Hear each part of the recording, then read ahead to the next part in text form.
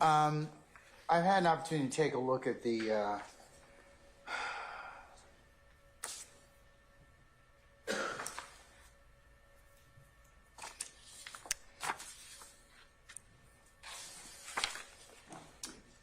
and consider the motion to suppress statements of defendant DeMontre Kendrick, and also to take a look at the state's response in respect to those particular assertions in terms of the for a Jackson Daniel hearing, which the court has to make those determinations of voluntariness thereof. I'm sorry. What was the last thing you heard, Christina? Application in terms of the Jackson Daniel hearing, which The court has to take into account to determine the voluntariness of statement. In such, I have considered as well, and will be admitted for purposes of the motion to suppress, Jackson Daniel hearing states 1 and 2, Mr. Kendrick's video statements. In particular, the court has viewed a portion of those particular statements relative to the periods of time at 2:16 p.m. continuing for approximately 3 minutes or thereabouts. Also from 2:56 p.m. continuing to about 2 or 3 minutes. And the court specifically has heard in the first video at 2:16 or thereabouts, near the end of that colloquy with the detectives, I need to talk to my lawyer. I don't want to talk no more. And at the second video,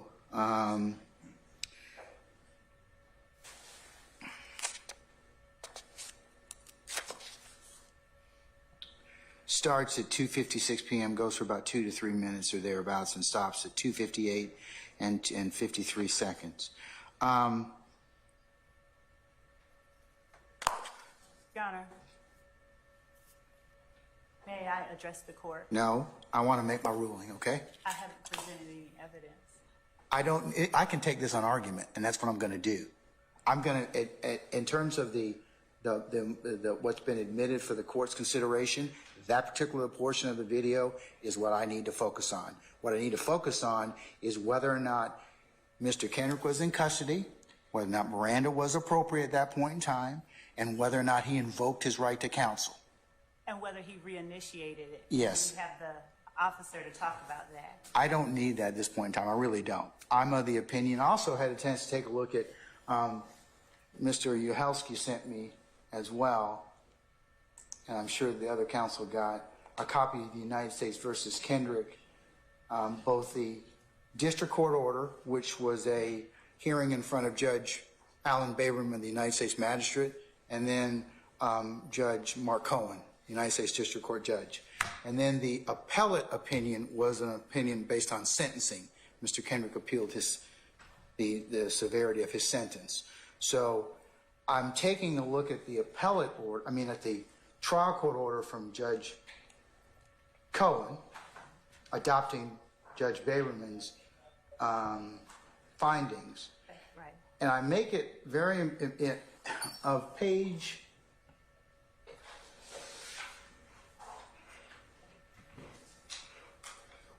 2.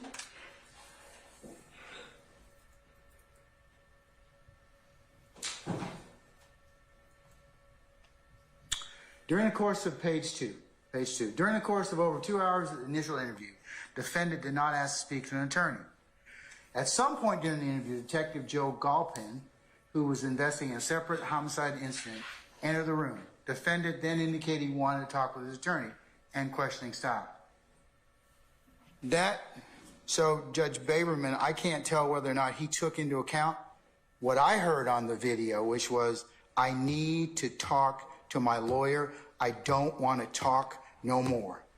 That is equivocal to this court, me, Judge Glanville, that he invoked his or withdrew his consent at that point in time and did not wish to speak to law enforcement officers anymore. I understand the state's argument about parsing it out, No. asking for clarification, but I think that once he's the appellate, case law that I've looked at, in Paldo, and others, he has invoked his right at that point in time, and it's this court's opinion that anything thereafter would be inadmissible. Your Honor, the court also found that he reinitiated, and that was what. But that's their issue. That's not my issue. Your Honor, I'm not. Okay, and to your point earlier, Judge Cohen and Judge Baberman, I can't tell whether or not they listened to what I heard, but you're only as good as the information that you're given.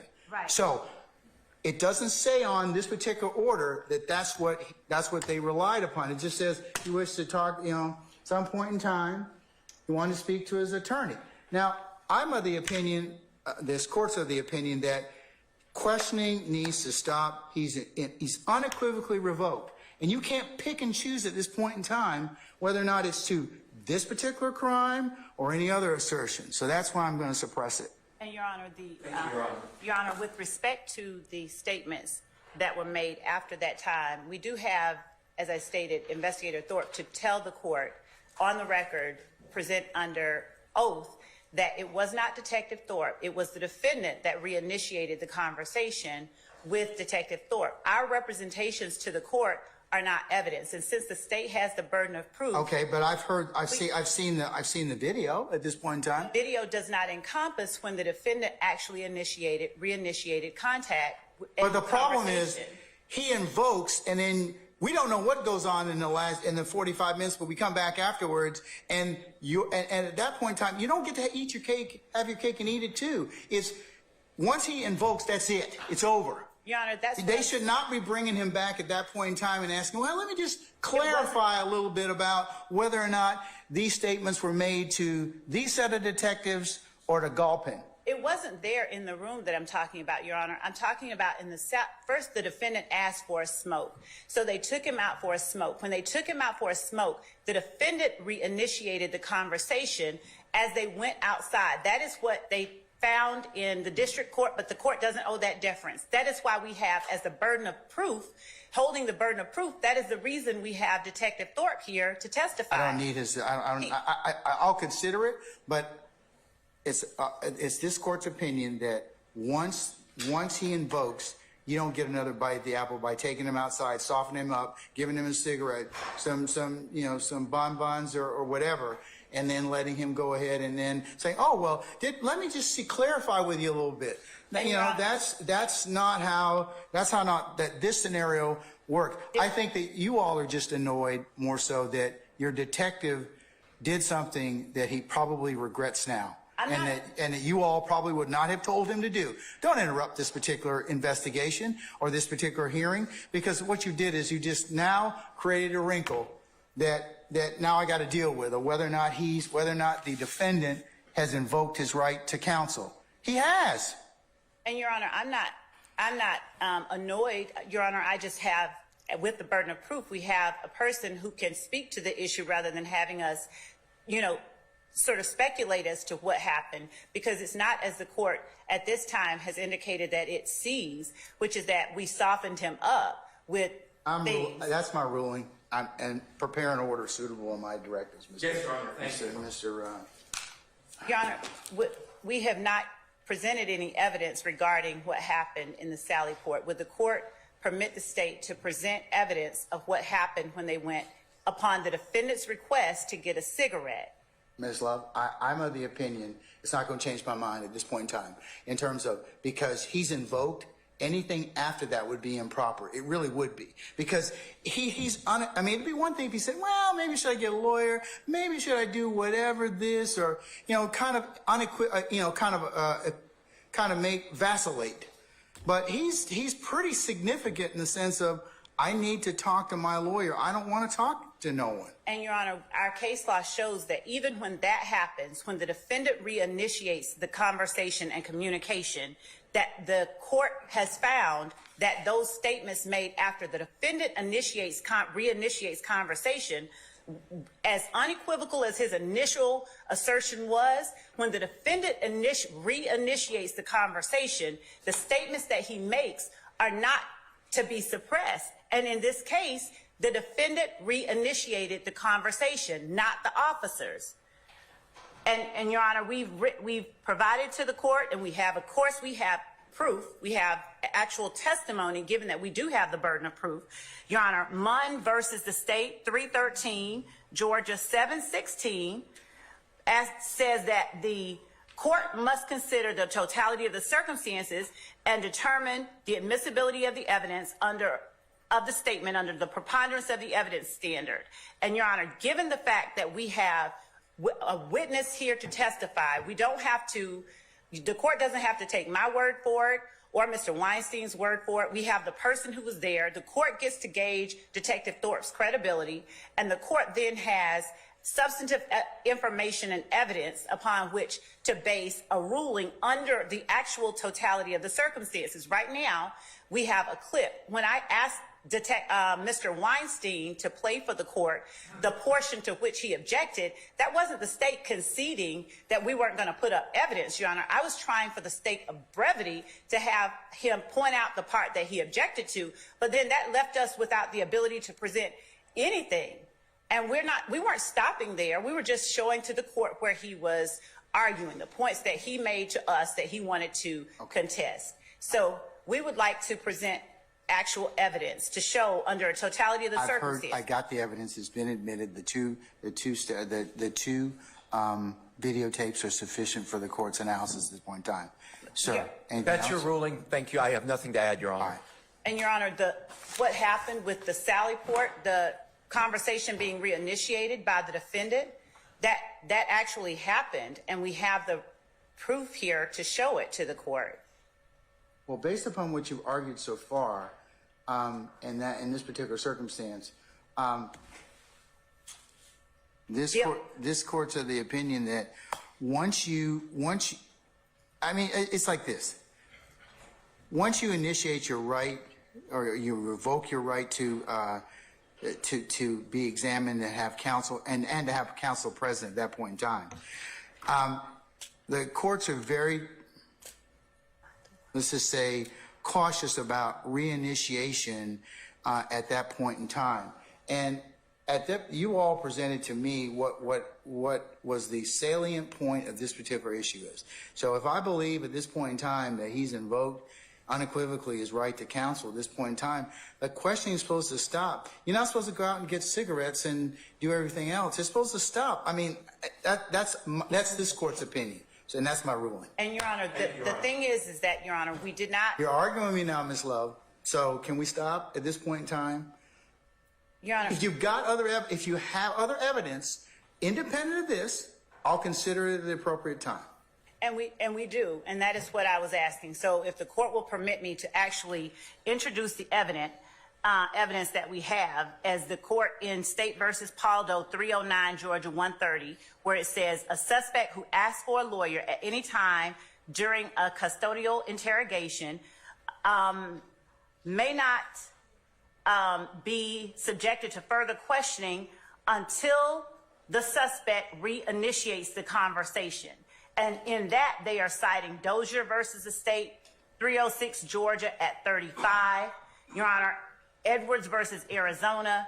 And Your Honor, this is a 2020 Georgia Supreme Court case where it specifically says that a suspect who asks for a lawyer at any time during a custodial interrogation may not be subjected to further questioning, as the court has said, by law enforcement until an attorney has been made available or until the suspect reinitiates the conversation. Your Honor, at some point, Your Honor, I'm sorry, I'm talking, Your and Honor, I at don't know some why I point, am being interrupted. I will rulings not need stop. to be Your Honor. final. I was speaking. Ms. Love, y'all got. I'm sorry, I was both speaking. Both y'all can't talk at the same time. I know, I Honor, the was speaking, and I state expect can to talk be to allowed ears. to speak when I'm speaking. Hey, both of you all need to just take it down a notch. And so, Your Honor, if I may finish, because I was the one speaking before Mr. Weinstein interrupted. But you continually engage in this pattern of behavior, Ms. Love. You don't want to accept my ruling.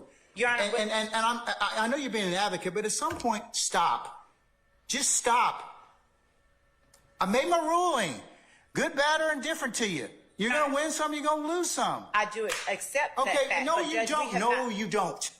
Your Honor, we have just not been able to present the evidence. That No, the, you don't. I that the get state it. has to present. I get it. And if you have an independent basis to introduce statements that may not, or that may be not subject to the fruit of the poisonous tree, or any other thing, or any other issue related to evidence that may have flown out of this particular interview, then I'll hear it at that point in time. When the court says independent basis, does the court mean outside of that video? Because we do have that. Yeah, if it's not tied to the statement, of course you can introduce it.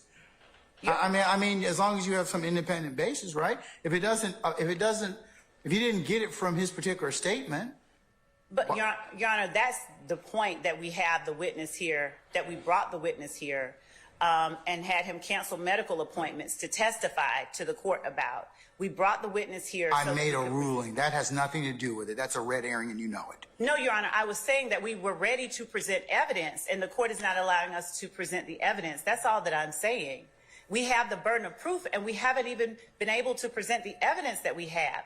We only, for the sake of ease, allowed the court to introduce the statements that the defendant made as states 1 and 2 to help Mr. Weinstein play the portion that he wanted to talk about. We didn't even get a chance to play or to have the evidence that the state has ready for presentation to the court to be presented. We should be entitled to present the evidence so that the court actually has the circumstances and does not have speculation or conjecture as to what happened. When the Georgia Supreme Court has clearly said, just as clearly as an attorney being present is required before you consider the statement once he's invoked, the court has as clearly said, if he reinitiates, then that statement can be considered. It does not use them like maybe. It says, if this or that, then the statement can be considered, unless it should be suppressed for another reason. And that case, Paul Doe, is as recent as 4 years ago. And I'm not just doing this for the sake of engaging in a pattern of behavior, Your Honor. I am standing here emphatically asking that the court allow the state to present its evidence so that the court can make a ruling based on the evidence and not on the assertion by one party or the other as to what should or could be done. We have evidence that I believe that the state is entitled to present and the court is entitled to hear in the form of testimony. And I understand that Mr. Weinstein wants us to hurry it along and not hear Detective Thorpe because that might be an adverse position or evidence to his client's position. But we are simply asking that the court allow us the opportunity to present the evidence and to not hold it against the state that I am asking this, that the court allow us to present evidence that this statement was made voluntarily and that the fact that he ceased it but then reinitiated it is something that the court should consider. And Your Honor, I don't like drawing the court's ire. It's, quite disturbing. But I cannot in good faith not present evidence when we have a whole burden of proof to show the court that it was made freely and voluntarily. And when the evidence that we have is sitting right outside the courtroom. And the court's whole purpose for having these hearings is to determine the truth and to decide what is fair. And without hearing from Detective Thorpe, I don't know how the court can discern what the truth of the matter is. Hearing only a portion of a recording and not hearing from the people who were actually standing there talking to and listening to the defendant. Unless without hearing Detective Thorpe, the court is making a credibility judgment before even hearing what he has to say. May I please speak? Please, may I please speak? Okay. And Your Honor, I was asking that the court... Are you finished now? I was not, Your Honor. I was Your Honor, she is... Hold up. You got 30 more seconds. Wrap it up. And Your Honor, I'd ask again the court for the opportunities for the state to be able to present evidence so that the state can meet its burden and not have the court make any kind of ruling based on really partial pieces when the court does not have a totality of the circumstances as a part of the record for the court to consider.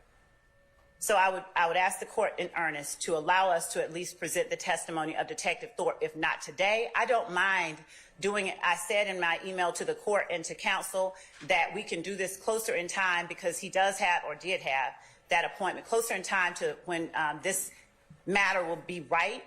But, Your Honor, I implore the court to allow us to actually present the evidence that we have to present. I appreciate, Your Honor, giving me the moment to speak. Thank you. Your Honor, I apologize for interrupting the state earlier, but the state can talk the ears off a donkey. This continued filibustering has got to stop so that opposing counsel can speak. Your rulings at some point have got to be final, Your Honor. Whether you hear from Detective Thorpe or not is irrelevant. He requested his lawyer, he invoked his right to not speak anymore, and I don't care what schmoozing Detective Thorpe did out at the Sally Port, taking my client off camera. I don't know what went on down there. I don't know what self-serving, well, I have some idea. I don't know what self-serving statement Detective Thorpe could possibly give to this court that would cause the court to change their order. This continued going back whenever the state loses in this case has got to stop at some point, Your Honor. Thank you.